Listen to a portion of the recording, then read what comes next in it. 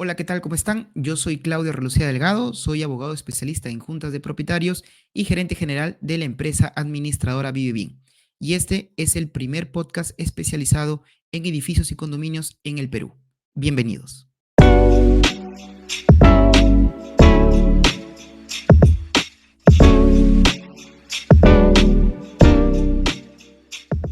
En este segundo episodio vamos a conversar de un tema muy importante y muy relevante en la gestión de un edificio, de un condominio. Estamos hablando de la morosidad.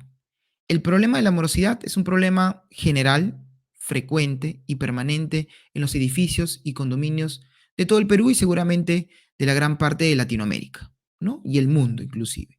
Entonces, tenemos que saber el día de hoy qué es la morosidad, cuándo podemos demandar y qué necesitamos para demandar.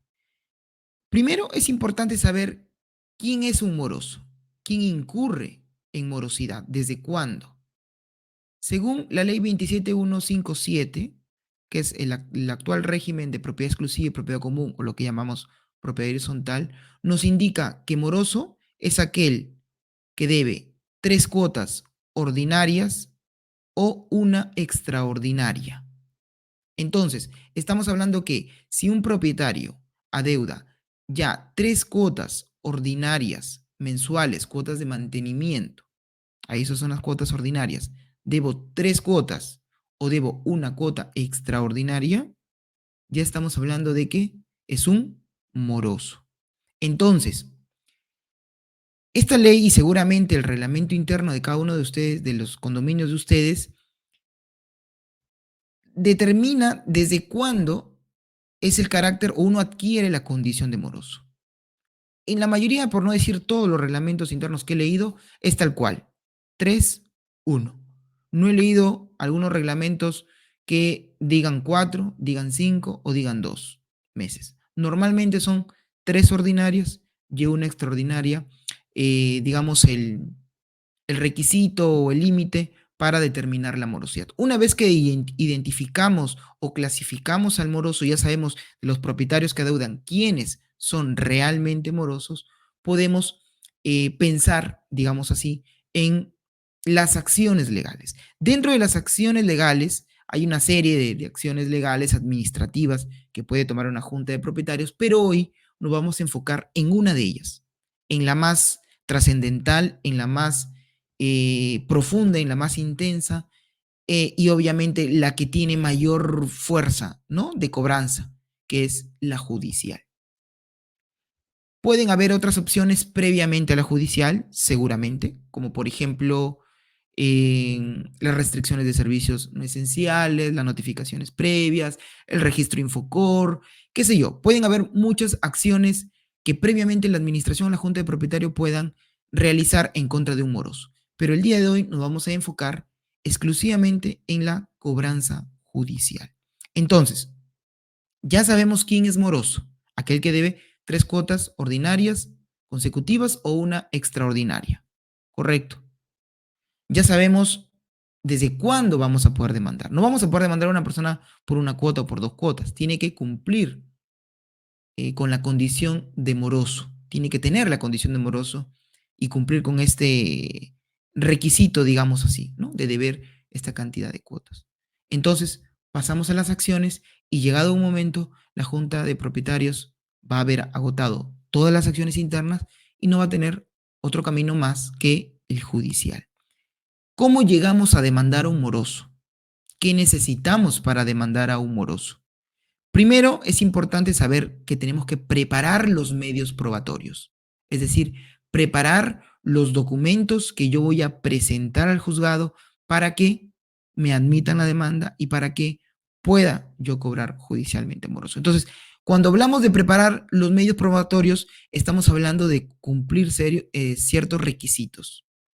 El principal, tener legitimidad para obrar. ¿Qué es la legitimidad para obrar? Es decir, que yo sea el acreedor, que yo pueda demostrar al juzgado que me debe a mí y que yo, persona natural, represento correctamente a la persona jurídica, entre comillas, que la Junta de Propietarios no lo es, expresamente así una persona jurídica, pero vamos a mencionarlo así. Entonces, yo como persona que estoy demandando, tengo que acreditar que soy la persona correcta, la persona idónea, la persona que legalmente cuento con las facultades para representar a la Junta de Propietarios y por tanto ser el acreedor, es decir, a quien le adeudan las cuotas de mantenimiento. Entonces, ¿cómo demuestro la legitimidad para obrar? ¿Cómo le digo al juzgado? Yo soy a la persona a quien le debe este moroso, con una copia literal de la inscripción del presidente o presidenta, ¿no? Entonces, lo primero que tengo que hacer es, en pocas palabras, tener una acreditación, tener una inscripción, tener una representatividad establecida, correcta, legal, no cuestionable, de tal manera que pueda presentarme a un juzgado y decir, yo soy el representante de la Junta de Propietarios. Correcto. Paso número 1, tener esta representación. ¿Cómo la vamos a acreditar? Con una copia literal. Así de sencillo. Una copia literal que no nos cuesta pues más de 20 soles, ¿no? Entonces, con esta copia literal voy a acreditar la representación. Requisito número 1 o medio probatorio 1. Ya lo tengo. Vamos con el segundo documento, con la segunda acreditación que tengo que realizar. Tengo que demostrar que el moroso tiene la obligación de pagar. ¿Cómo demuestro que el moroso tiene o tenía la obligación de pagar? Tengo que acreditar que es propietario. Recuerden que las obligaciones de pago son para los propietarios. Todos los propietarios de una unidad exclusiva tienen la obligación de contribuir al mantenimiento del edificio del condominio, por el solo hecho de ser propietarios. Entonces, ¿qué tengo que acreditar yo aquí? Que el moroso es propietario, ¿correcto? ¿Cómo demuestro que el moroso es propietario de una unidad exclusiva? Fácil, la copia literal de su departamento, de su estacionamiento, de su depósito, de su oficina, de su stand, de lo que es la unidad exclusiva, ¿correcto? Entonces, al yo presentar la copia literal de la compra-venta, de la titularidad del moroso, estoy demostrando fehacientemente que es propietario. Perfecto. Ahora, ¿qué pasa? ¿Qué pasa? Me ha pasado un caso con el moroso que no ha inscrito su compra-venta. Claudio, mi propietario moroso, mi vecino moroso, el que voy a demandar, no ha inscrito su compraventa. Sigue saliendo a nombre de la inmobiliaria. Pero tenemos, o sé que ya la compró, tiene la minuta, pero no la ha inscrito, ¿no? Yo he tenido el caso recién en un juzgado en Lima que hemos demandado y nos han admitido la demanda presentando la copia de la compraventa, de la minuta de compraventa, a pesar que no esté inscrito. Correcto. Entonces, la han admitido, eso quiere decir que ha pasado el filtro de calificación del juez. Bueno, finalmente vamos a esperar los resultados de la ejecución, pero a lo que voy es que depende también mucho, obviamente, del criterio del juez, pero la copia de la compra-venta o de la minuta de compra-venta del moroso nos puede servir en el caso que no haya inscrito su compra-venta por alguna razón particular o de fuerza mayor que no lo haya inscrito, ya sabemos, pero para eso obviamente tenemos que tener acceso a esta minuta. Bien, entonces, con esto cumplo y acredito la titularidad o la obligación, mejor dicho, del moroso a pagar porque al ser propietario tiene que pagar. Pero esto está ligado a algo. Yo estoy demostrando que el moroso es propietario titular de una unidad exclusiva, pero el solo hecho de ser titular de una casa, de un departamento, de un predio, no me obliga a pagar. ¿Qué tengo que decirle al juez? La unidad inmobiliaria del moroso está sujeta a un régimen, que es justamente el régimen que me va a dar la facilidad de cobrar, el régimen de propiedad exclusiva y propiedad común, lo que llamamos propiedad horizontal. ¿Cómo demostramos, cómo le decimos al juez que este departamento o este estacionamiento o este depósito, este stand, esta oficina, de la cual es titular el moroso o el demandado, está vinculada al régimen de propiedad horizontal? Presentando el reglamento interno. El reglamento interno es prácticamente la partida de nacimiento del régimen. Entonces, yo al presentar el reglamento interno de mi edificio, de mi condominio previamente inscrito, estoy diciéndole al juez, las unidades que pertenecen a este edificio, a este condominio, están sometidas a este régimen. Y por tanto, todos los que estamos ahí tenemos que pagar. Correcto. Entonces ya tenemos 3 documentos o 3 requisitos que vamos cumpliendo hasta el día de hoy. Y uno de los más importantes, si no el más importante, para mí es los recibos de mantenimiento. Ya tengo la titularidad para demandar, ya demostré que el moroso es dueño del departamento y ya demostré que ese departamento está vinculado a un régimen que está obligado a pagar, propio horizontal, a través del reglamento interno. Pero, ¿cuál es el instrumento? ¿Cuál es el documento? ¿Cuál es el título ejecutivo? Que es que nosotros los abogados llamamos a los documentos que finalmente sirven para cobrar. En este caso, el artículo 50 de la ley 27157 es el que le ha dado carácter ejecutivo a los recibos de mantenimiento. Estos recibos de mantenimiento que su empresa administradora o que usted como junta directiva emite al propietario mensualmente para requerir el pago, eso tiene carácter de título ejecutivo. Claudio, ¿qué quiere decir que tiene carácter de título ejecutivo? Que ese documento que usted emite tiene, legalmente hablando, el mismo peso ejecutable o cobrable, si quiere decirlo usted así, que un pagaré, que una letra de cambio que usted le firma a un banco, por ejemplo. Cuando usted va a un crédito, solicita un crédito, le van a hacer firmar varios documentos. Entre ellos está usted firmando letras de cambio a favor del banco. De tal manera que el banco simplemente a usted no le paga, ejecute esas letras. Lo mismo en un condominio. Los recibos de mantenimiento, artículo 50, 27157, le da ese carácter, igual lo equipara a ese nivel a los recibos de mantenimiento. Pero los recibos de mantenimiento deben cumplir una serie de formalidades. La ley no lo dice, ni la ley ni el reglamento de la ley indican cuáles son las formalidades o contenido mínimo del recibo de mantenimiento, pero esto ya en la jurisprudencia, es decir, ya en el desarrollo de los casos judiciales que ya hasta la fecha se han llevado a cabo, se ha establecido ya una serie de requisitos, ¿correcto? Entonces, yo mismo he presentado documentos que los jueces nos han rechazado porque no cumplía con los requisitos. Entonces, a estas alturas he podido ver en diferentes juzgados cuáles son los requisitos y que es justamente lo que se los comparto, esta experiencia, ¿no? Requisitos mínimos que mi recibo de mantenimiento debe contener para que sean ejecutables, para que cumplan con este carácter de título ejecutivo. Nombre del obligado, básico. Moroso, propietario. Nombre del obligado, Claudio Andrea Relucida Delgado. Nombre completo del obligado. El obligado siempre va a ser el propietario. Ojo, cuidado con eso. No emitan recibos a nombre del hermano, a nombre del inquilino, a nombre del familiar que lo está usando. Sí, Claudio, pero él es el que lo usa. Sí, pero el que vamos a demandar es al propietario. Siempre el recibo de mantenimiento debe salir a nombre del propietario. ¿Correcto? Bien. Tenemos el nombre del obligado. Nombre del edificio. RUC del edificio, si es que lo tiene. Si es que tiene RUC, si no, no hay problema. Dirección del edificio es muy importante. La identificación del predio.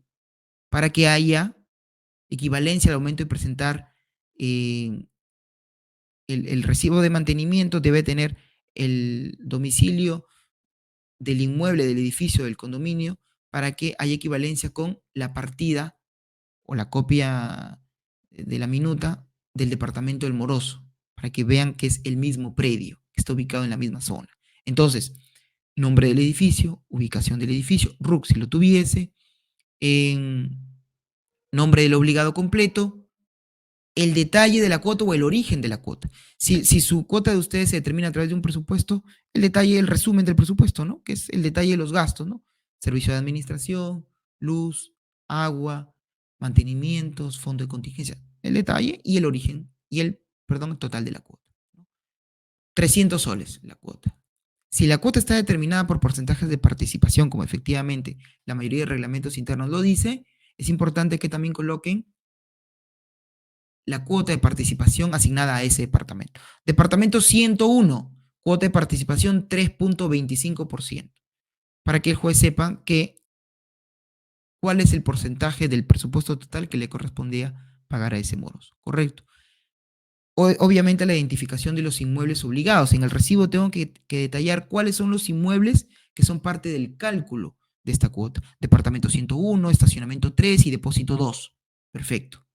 Entonces ya sé que ese porcentaje de 3.25 es el total, o si gustan lo pueden detallar, que el porcentaje de cada unidad y el porcentaje total de obligación que tengo de estas unidades inmobiliarias. Perfecto. Entonces, resumiendo, identificación del predio, identificación del moroso, determinación de la cuota, monto, porcentaje. Y obviamente los datos ya de pago, ¿no? Como cuentas corrientes, cuentas de ahorros, de la junta de propietarios, todo lo que hayan establecido para que pague. Y fecha de vencimiento. Es muy importante consignarle la fecha de vencimiento, porque si no, no podemos decir a partir de cuándo ese recibo se volvió ejecutable, obligatorio pagar, o mejor dicho, vencido. Entonces, si yo emito, por ejemplo, los recibos de vendido todas las quincenas y vencen los últimos días de cada mes, es importante que diga fecha de emisión 15 de noviembre, por ejemplo.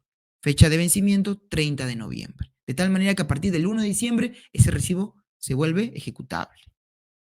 Es muy importante la fecha de vencimiento. Bien, entonces, cumpliendo todos estos requisitos, el recibo de mantenimiento, estamos diciendo que es un recibo, es un título ejecutivo que cumple con los requisitos legales. Repito, que no están establecidos en una ley. No hay ninguna ley que lo diga, que esto tiene que ser así.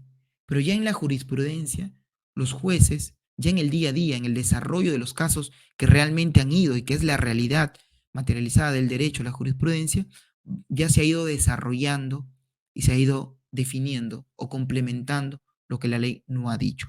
¿Correcto? Para eso justamente sirve la jurisprudencia, para que vaya complementando lo que la ley no ha dicho, no ha contemplado. Entonces, ya saben ustedes, este requisito que es el más importante. Y yo siempre les digo a las juntas con las que trabajo, pídanle a las empresas administradoras con las que trabajan que entreguen los recibos de mantenimiento si es que se van, ¿no? Si es que la junta decide cambiar a la empresa administradora, en el momento de la documentación que tienen que entregar, que entreguen todos los recibos de mantenimiento que han emitido durante su periodo. Que suelen ahora, la gran mayoría de empresas administradoras, emitirlo pues con sistemas, ¿no? Sistemas de gestión administrativos, que lo entreguen a la junta, porque es finalmente la junta la acreedora. Y la junta debe tener en archivo todos los recibos de mantenimiento de todos los propietarios para que si en algún momento se vuelven morosos, yo tenga los documentos que necesito para cobrar, ¿sí? Entonces es muy importante este dato que les doy. Bien, y finalmente, otro dato importantísimo es el domicilio del moroso. Si mi moroso vive en el edificio, en el departamento, perfecto. No me hago mucho problema porque finalmente sé dónde vive, ¿no? Pero ¿qué pasa si el moroso no vive ahí? Ojo, que es muy frecuente, ¿ah? Es muy frecuente que el moroso no viva ahí, sea un propietario que ha alquilado, sea un propietario que haya dejado deshabitado el departamento o vive en otro lado. Tengo que ubicar al moroso. ¿Por qué? Porque es ahí en ese domicilio donde lo van a notificar, ¿correcto? Es en ese domicilio donde lo van a notificar. Entonces es donde él va a tomar conocimiento de la demanda.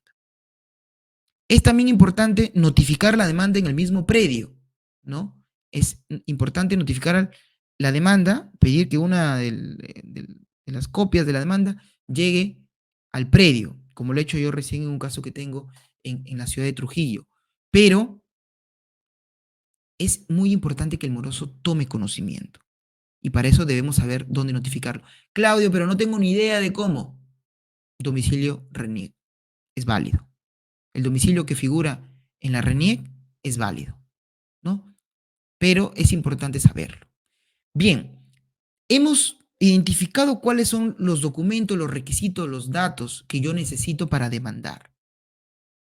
Tengo que tener la representatividad de mi junta, tengo que demostrarle al juez que el moroso es el titular de una unidad inmobiliaria dentro del edificio, tengo que demostrarle que mi edificio está sometido al régimen de propiedad exclusiva y propiedad común, tengo que demostrarle lo principal, los documentos que son prácticamente mis letras de cambio, son prácticamente mis pagarés, estos recibos de mantenimiento que los tengo que emitir cumpliendo con los requisitos que les he dicho, y finalmente tengo que señalar un domicilio en donde el moroso va a ser notificado.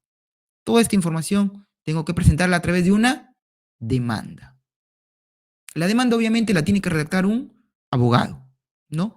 Un abogado cumpliendo con los requisitos establecidos en el Código Civil y Procesal Civil para que la demanda sea admitida, ¿no? Entonces, toda esta documentación, toda esta información a través de una demanda redactada por un abogado y presentada ante un juzgado competente.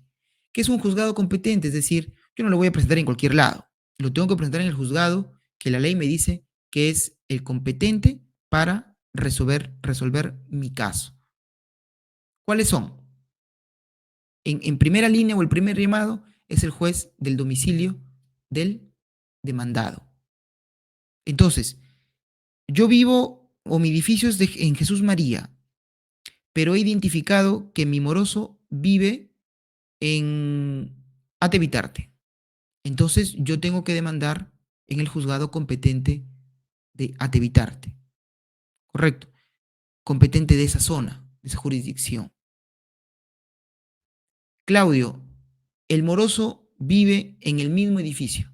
Entonces, el juzgado competente será el de la competencia de Jesús María. Correcto. Entonces, eso es juzgado competente por territorio. Entonces, eso es muy importante que usted lo identifique y eso lo sabe con el domicilio del moroso. Por eso les decía la importancia de definir el domicilio del moroso. También puede ser competente el juez del lugar donde está ubicado el predio, ¿no? Es decir, de Jesús María en el ejemplo que les he puesto, independientemente del juzgado o del lugar donde está o donde reside el moroso. Pero yo siempre recomiendo que se demande en el juzgado donde vive el moroso para que la notificación sea más directa, ¿no? Para que la notificación sea más exacta, sea más rápida, ¿no? Entonces, es muy importante determinar el juzgado competente, que eso obviamente lo va a realizar los colegas, ¿no? Los abogados que lleven este tema de casos judiciales y finalmente el pago de un arancel. No es muy costoso, ¿no? Presentar una demanda de cobranza judicial a un moroso no es muy costoso. Hoy en día el arancel de presentación de pruebas o de ofrecimiento de pruebas no pasa a los 50 soles, ¿no? Eso básicamente es la tasa más costosa, después siguen los derechos de notificación, que no son muy altos, pues hoy en día no exceden de los 6 soles, 5 y pico. Entonces, obviamente cada año esto aumenta porque está determinado en base a la UIT, que determina la URP, ¿no? Que es el que utilizan los juzgados, que va variando todos los años, pero que no es mucha la variación, ¿no? Entonces, en sí, los costos para demandar no son muy altos, ¿no? Entonces, finalmente, les he compartido, y de eso quería conversarles en este episodio número 2 de los requisitos, de los documentos, de la información que yo como junta de propietarios necesito tener, ¿no? O ir preparándome para una demanda judicial a un moroso. Repito, las demandas judiciales suelen ser los últimos estadios, las últimas armas que utilizo, ¿no? Yo les recomiendo siempre determinar digamos, fijar dentro del itinerario de cobranza moroso o dentro de mi plan de cobranza, el judicial, colocarlo en el último estadio y determinar una línea que va a decirme cuándo estoy frente a un caso demandable y cuándo no. Para mí, lo importante, más que si son 3 cuotas o no son 3 cuotas, es el monto, ¿no? Yo puedo demandar a partir de 3 cuotas, o sea, alguien me debe 3 cuotas y puedo demandarlo. Pero si esas 3 cuotas me suman 400 soles, ¿es rentable en el tiempo? Quizás al moroso con una notificación notarial ya pague, ¿no? Entonces, invertir tanto tiempo, tanto dinero, tanto esfuerzo en una demanda por 400 soles quizás no sea muy rentable. Entonces, si bien puedo, porque son 3 cuotas, pero hay que ver costo-beneficio, ¿no? Entonces, yo recomiendo a las juntas de propietarios decir determinar un límite económico, un monto. Por ejemplo, 1.500 soles, 1.000 soles, 3.000 soles, 5.000 soles. Depende de lo trascendental de la cuota.